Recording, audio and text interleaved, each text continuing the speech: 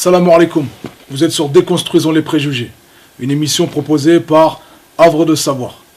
Toujours dans le but de dynamiter les stéréotypes les plus coriaces, aujourd'hui nous allons parler histoire. Je suis Medine, votre humble serviteur, et pour parler histoire, nous recevons Muslim Sharafuddin, salam alaikum, pour parler de la bataille de Poitiers, ou plutôt du mythe de la bataille de Poitiers. Alors d'abord, qui est Muslim ? Muslim est un docteur en lettres, historien médiéviste, spécialiste de la présence musulmane en France et de l'apport de la civilisation arabo-musulmane au Moyen-Âge. Donc première question, sans plus tarder, la bataille de Poitiers, 732, tout un symbole, tout un programme, a-t-elle eu lieu ? Justement, quand on aborde la présence musulmane en France au Moyen-Âge, l'imaginaire populaire n'a retenu de cette présence qu'une date et un événement. La date c'est 732 et l'événement c'est cette soi-disant bataille de Poitiers.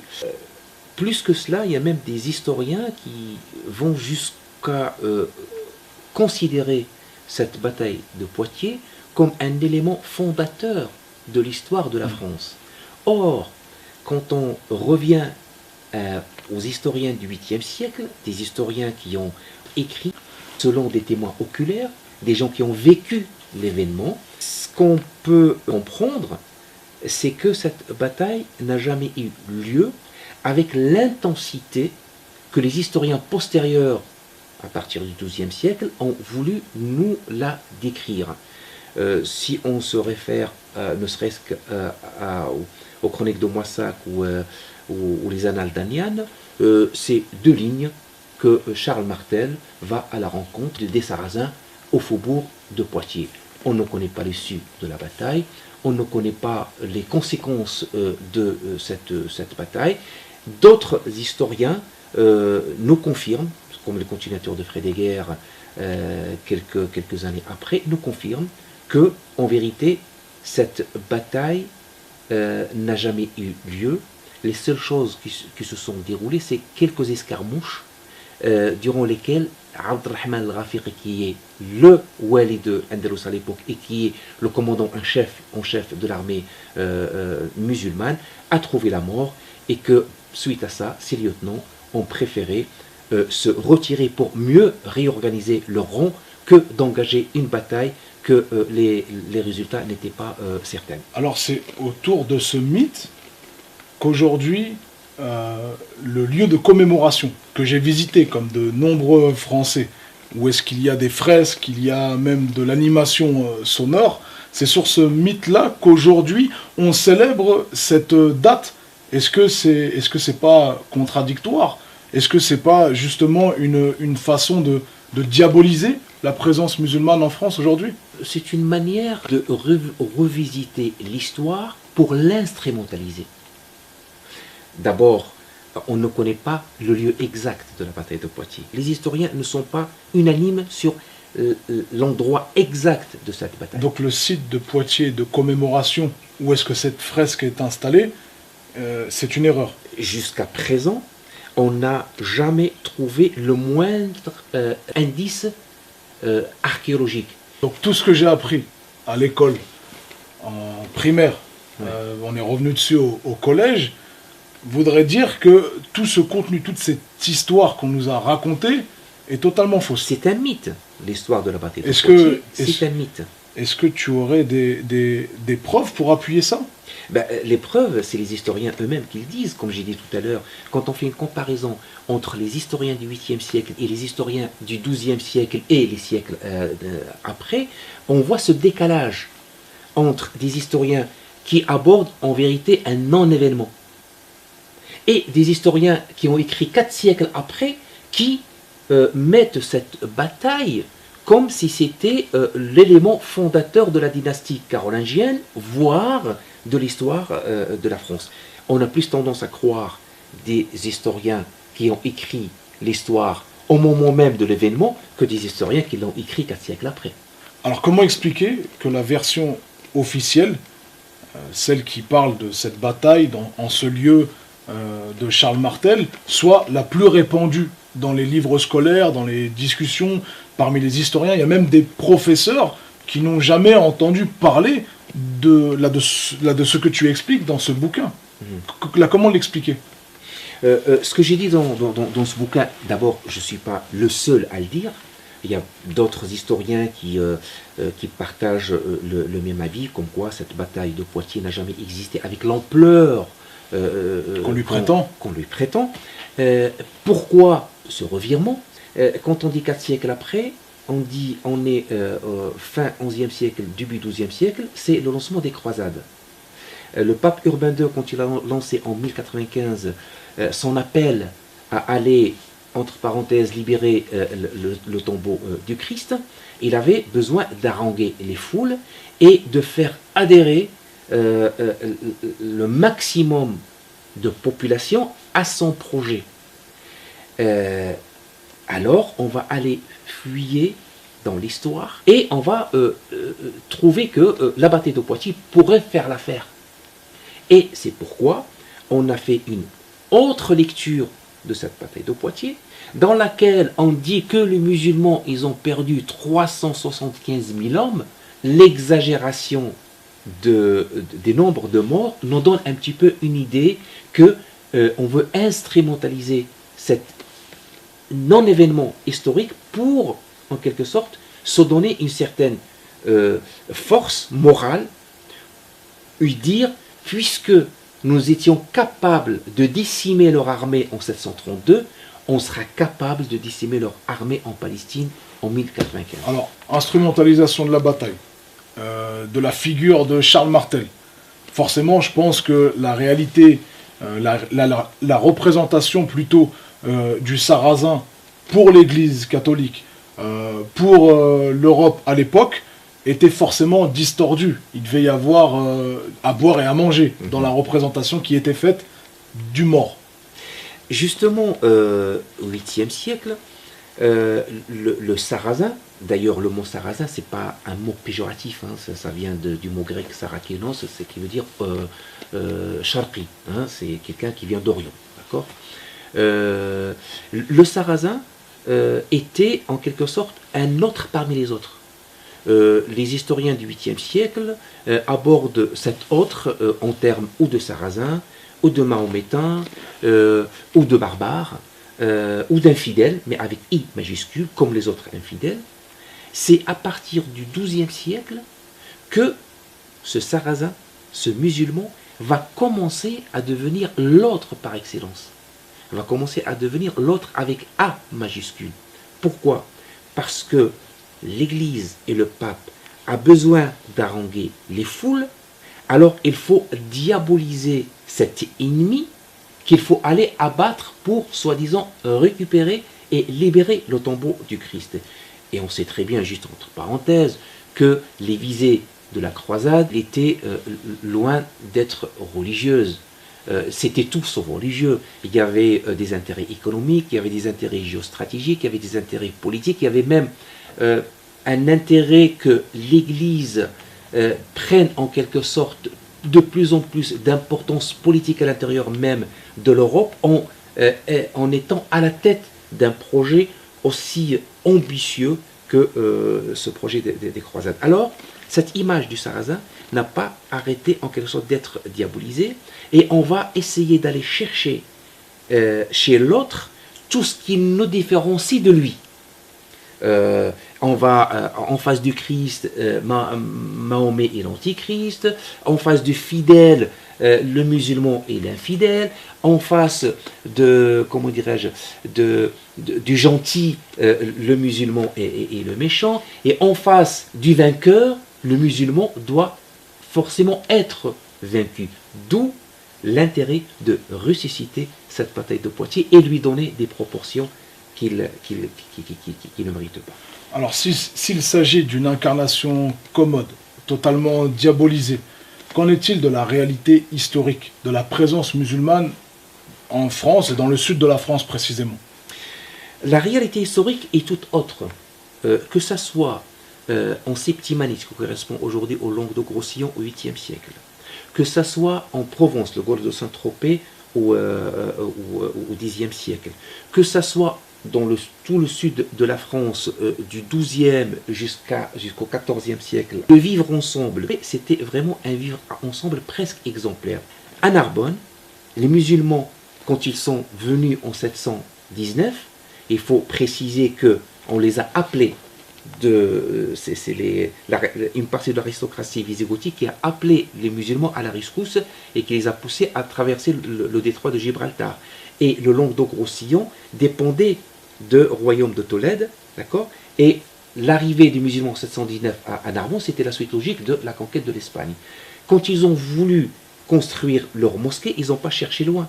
Ils se sont adossés à l'église de Sainte-Rustique et ils ont construit la mosquée collée à l'église Sainte-Rustique. Et le fait de partager même les lieux de culte prouve que ce vivre ensemble était presque exemplaire. Un autre paramètre, c'est que la population locale de Narbonne a toujours été aux côtés des musulmans contre les visées colonisatrices de Charles Martel. Là, pour en revenir très rapidement à la bataille, avant de revenir sur la présence, Charles Martel n'a jamais arrêté les Arabes à Poitiers en 732. Ce qui est intéressant dans ton propos, c'est qu'on se rend compte que ce sont les dissensions internes à l'armée musulmane qui ont débouché sur des replis, sur des retraites, plus qu'une opposition face à l'armée de Charles Martel. Tout à fait. Après ce repli de 732, quand les lieutenants de Abdelrahman Rafiqi ont décidé de faire un repli tactique, 2 ans après, ça veut dire 734, l'armée musulmane a été capable de contrôler tout le couloir rhodanien, Arles, Avignon et Lyon. Si les musulmans ont été décimés de la manière avec laquelle les historiens postérieurs essayent de nous le faire croire, comment ils ont pu, en 2 ans, réorganiser leurs forces et contrôler tout le couloir rhodanien, tout en sachant que celui qui contrôlait le couloir rhodanien à l'époque, il a contrôlé une grande partie de l'économie française. Pourquoi? Parce qu'une grande partie de cette économie passait par ce couloir rhodanien. Ça précisément, est-ce qu'il y a d'autres historiens qui corroborent ce que tu nous informes dans ton bouquin? Mais bien sûr, il y a pas mal d'historiens, que ce soit des historiens de l'époque, ou des historiens postérieurs, ou des historiens contemporains. Des historiens non musulmans? Bien sûr. Et d'ailleurs, je me suis appuyé essentiellement sur une documentation qui n'est pas arabe, sur des textes latins et sur des historiens qui ne sont pas musulmans. La vérité historique, elle est là. Et le repli des musulmans n'a commencé qu'en 737. Ils sont restés à Arles, à Avignon, à Lyon, ils sont restés maîtres du couloir rhodanien jusqu'à 737. C'est la date à laquelle la révolte des Kharijites au Maroc, au Maghreb, commençait à faire beaucoup de ravages. C'est la période où la dynastie Omeyyade commençait à vivre ses vieux jours. C'est la période où laquelle, même à l'intérieur de l'Espagne, des conflits entre berbères et arabes commençaient à faire ravage, et même des conflits entre arabes récites et arabes yéménites commençaient à faire ravage. Ce repli, c'est pas dû à la force de Charles Martel, mais plutôt à la faiblesse des musulmans, que ce soit au Maghreb, en Orient ou en Espagne. Au-delà de l'aspect militaire musulman, les gens vivaient entre eux. Là, comment c'était? Déjà, parlant de cet aspect militaire, on a l'impression que l'histoire de la présence musulmane en France s'est faite de guerre. Mais même les quelques conflits, les quelques guerres se sont déroulées sur le sol français, c'était limité dans l'espace et dans le temps. Les gens vivaient leur vie. Et les professionnels de la guerre faisaient la guerre, et la majeure partie de la population, que ce soit musulmane ou non musulmane, vivait leur quotidien d'une manière tout à fait spontanée, simple. Il y avait un vivre ensemble, et il n'y avait pas cette animosité religieuse ou culturelle ou identitaire, dans la mesure où les musulmans, que ce soit en Espagne, que ce soit en Perse, que ce soit en Inde ou en Égypte, les musulmans et les arabes ont toujours respecté l'autre dans son identité, dans sa spécificité, dans ses convictions religieuses, dans ses convictions philosophiques. Au point de vue économique, les musulmans donnaient des avantages à la population locale que Charles Martel et les Carolingiens n'étaient pas prêts à leur donner. Alors, les musulmans qu'on a appelés à la rescousse en 711 viennent en quelque sorte pour être une barrière contre les visées de Charles Martel et protéger cette population locale. Les populations étaient donc insensibles à la diabolisation de par les chefs politiques, de par les chefs religieux qui étaient sensiblement les mêmes à cette époque-là. Ils étaient insensibles à cette stigmatisation de la communauté musulmane à cette époque. Au 8e siècle, il n'y avait pas de diabolisation déjà. La diabolisation n'a commencé que 4 siècles après. Mais même quand cette diabolisation a démarré avec l'appel du Urbain II, c'est au moment de la première croisade. Quand cette diabolisation a démarré, les musulmans qui vivaient au sud de la France étaient mais vraiment parfaitement intégrés dans le paysage culturel, politique, économique et social de la ville. C'est comme si ils n'étaient pas concernés par cette croisade qui était en quelque sorte une entreprise papale. C'est pas parce qu'il y a la guerre à l'époque en Palestine, c'est pas parce que les chevaliers du Christ ont apporté la guerre et la désolation au Moyen-Orient que les musulmans du sud de la France allaient déserter la France. Ils considéraient la France comme leur pays. Ils considéraient les chrétiens et les juifs du sud de la France comme leurs concitoyens. Étaient-ils considérés comme français, ces Arabes qui vivaient ? On ne peut pas dire ça. Pourquoi ? Parce que là, on va lire le Moyen-Âge avec une vision moderne ou contemporaine, okay. et ça va biaiser un petit peu les choses. En tout cas, le fait qu'il soit en quelque sorte promu jusqu'à occuper le poste de bail de la municipalité de Montpellier, ce qui correspond aujourd'hui à un directeur de cabinet, parce que les Arabes à l'époque savaient lire et écrire, et on avait besoin, et compter, on avait besoin de cette matière grise pour gérer une municipalité aussi grande que Montpellier. Ils étaient tellement forts économiquement et politiquement que le pape, quand il vient à Narbonne et quand il vient à Montpellier, il réserve en quelque sorte une audience spéciale pour le responsable de la communauté musulmane de Montpellier. Dernière question, les vestiges de cet apport, aujourd'hui on peut le voir où ? Est-ce qu'on peut le voir dans l'architecture ? On peut le voir dans certains musées en France, dans certains livres. Je sais qu'il y a la ville de Ramatuelle qui est fortement inspirée de l'expression Rahmatullah. Où est-ce qu'on peut voir cet apport de la civilisation musulmane au Moyen-Âge ? Les quelques vestiges qui se trouvent encore au golfe de Saint-Tropez, Jabal Qilal, le Fraxinatoum, la gare de Freinet actuelle, le site, elle est là, mais malheureusement, il n'a jamais bénéficié d'aucune fouille archéologique scientifique sérieuse. Mais au-delà des vestiges archéologiques, l'apport des Arabes au point de vue scientifique, philosophique, culturel et intellectuel est immense. On ne peut pas comprendre les siècles de lumière sans Averroès. Sans Averroès, sans Avicenne, la renaissance européenne est inconcevable. C'est pourquoi que même si l'apport archéologique nous a pas encore livré toute sa richesse, cet apport intellectuel, scientifique et philosophique, il est encore là. Et notre devoir en tant que Français, c'est de reconnaître que cette civilisation n'est pas que judéo-chrétienne, mais c'est judéo-musulmano-chrétienne, parce que l'apport des musulmans à cette civilisation, il n'est pas aussi négligeable qu'on le croit. Merci Dr Sharafuddin. Merci à vous. Plus de renseignements, la bataille de Poitiers, l'histoire d'un mythe. Encore merci à vous pour votre audience, l'audience que vous accordez à cette série de vidéos. Si vous n'êtes pas encore abonné à la chaîne YouTube d'Arbre de Savoir, c'est l'occasion de le faire. Il y aura encore beaucoup de vidéos qui susciteront encore beaucoup de débats, je l'espère, mais toujours dans le but de se méfier de ce que nous pensons savoir. Salam alaikum.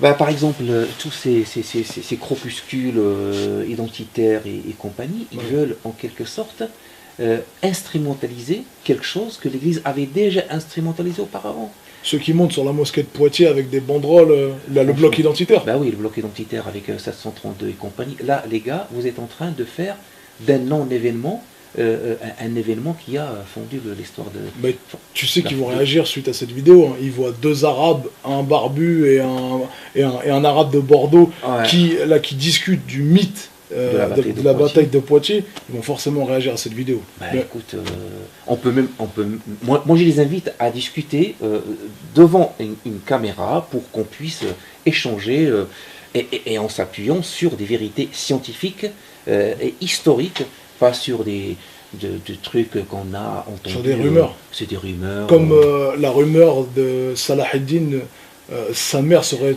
une chrétienne. Tu sais pourquoi? Parce que normalement, l'Église, qu'est-ce qu'elle fait? Pour haranguer les foules, on va diaboliser le sarrasin. Ou on va le récupérer. J'y arrive. On va diaboliser le sarrasin. Ce sarrasin, il est méchant, il est falot, il est infidèle.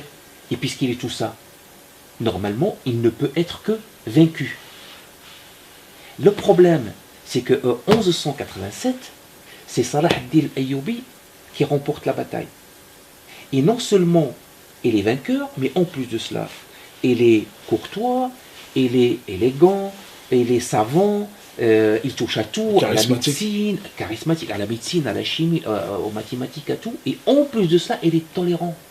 Et quand il reconquit Jérusalem, aucune goutte de sang n'est coulée. Comment ça se fait que Salah ad-Din, qui est musulman, va incarner toutes les valeurs du chevalier de Christ? L'Église était vraiment dans le pétrin. Il fallait sortir de ce problème, il fallait sortir de ce pétrin. Alors, qu'est-ce qu'on va dire? On va créer à Salah ad-Din al-Ayyubi, à Saladin, une mère chrétienne. En fait, c'est le fils de la fille du comte d'Anjou. Mais bon, les populations dans l'église, ça leur a pas suffi, ça. Plutôt que d'avouer la vérité, on va le convertir. Et on va dire, non, mais en vérité, c'est vrai que Salah ad-Din, avant de mourir, il va inviter l'évêque de Jérusalem pour lui avouer qu'en vérité, il était chrétien. Okay. Et Salah ad-Din va mourir comme il se doit, en bon chrétien. C'est pas dur d'écrire un livre sur la bataille de Poitiers, de s'appeler Muslim. Moi, je sais ce que je sais, j'ai écrit un album qui s'appelle Djihad et je m'appelle Medine. On est mal barré, toi, moi, alors.